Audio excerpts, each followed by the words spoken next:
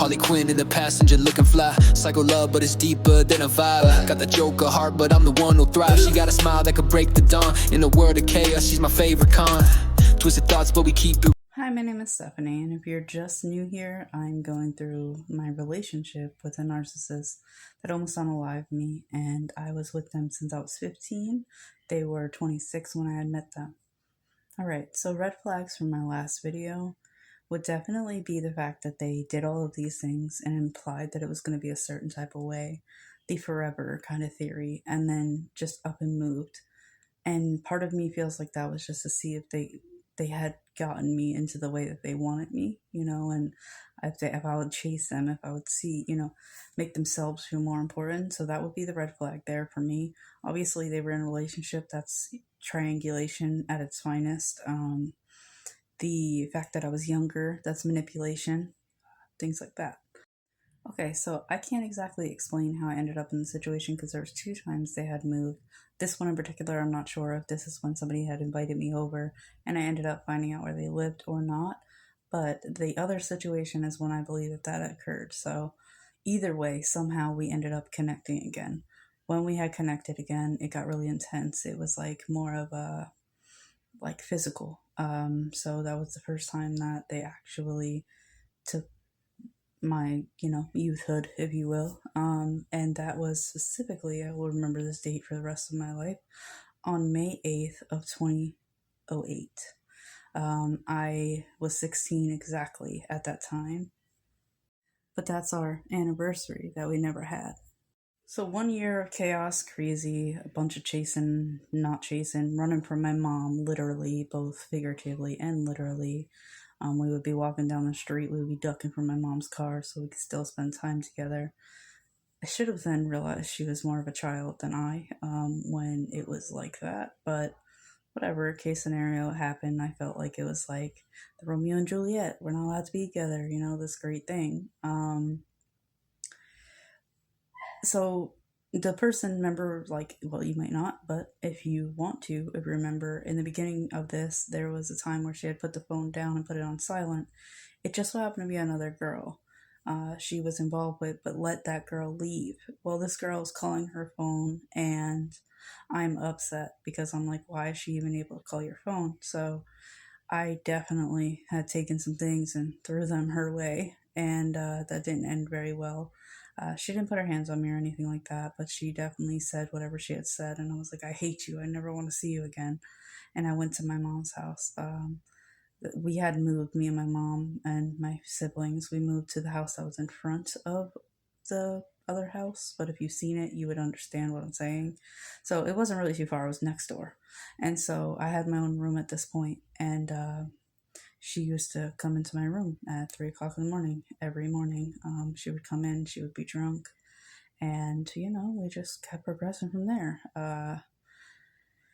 There was times I didn't want to talk to her, I didn't have nothing to say, because she'd be like, oh, I'm going to talk to this girl, or I'm going to go see this girl, or whatever may have you, and I'm just like, I'm not that girl, and I just gave myself to you. So I felt very offended by this. I would she had me scream out the window that I loved her. It was some weird, crazy shit. She pretended that she was, in a specific area that she wasn't, and then she would be like, follow your heart, you'll find me. And she wasn't even in the state, and I did, in the middle of the night, go look for her. It just was a lot. We used to drink all the time. At that time, I literally I would get so wasted, I would just strip and go in the shower for hours and just stay in the shower. A lot of the time we blocked her ex-girlfriend now, her current ex-girlfriend now, which was her current girlfriend at the time. We would block her out of the house. We would close the windows, the curtains, all types of stuff. It was crazy. It was crazy. At one point or another, I went through her phone because I just had this feeling, and woman's intuition. And she was texting other girls, and I was like, don't ever, I don't want to do this. I don't want to do this. I should have never did this, period. And so then I get a call talking about she wanted me to come back over her house, and I felt like it was a setup from her. I did. but for years, by the way, she convinced me it wasn't. And she set me up. She got me beat up. The girl had broken my nose. It was really, really bad. And how I know she set me up, just so we're all aware, was I walked right past her to her door. And I was like, hey, you know damn well you see somebody when they walk right past you, especially in this time frame. There's not like technology like we have now. It was just like, you just didn't want to acknowledge me because you didn't want to be the wrong one in the situation. But yeah, so I got beat up. Never again, for the record. But yeah, she beat me up, and then I was like, where does Vaughn? Like, and it was just in terminology back then, and I looked right at her, and then she overreacted, like, how do you overreact now? Anyway, so she came to my house, she stayed there, she made sure my nose was good, all these things. That's a part of narcissists. Like, they want to see you hurt and then pretend they're the only ones who care. It's sick. But yeah, so that happens eventually. I start getting very childish. I will say that. My feelings, my emotions were out of whack because I was really young. And I started shutting her lights off and stuff like that outside. I was very immature.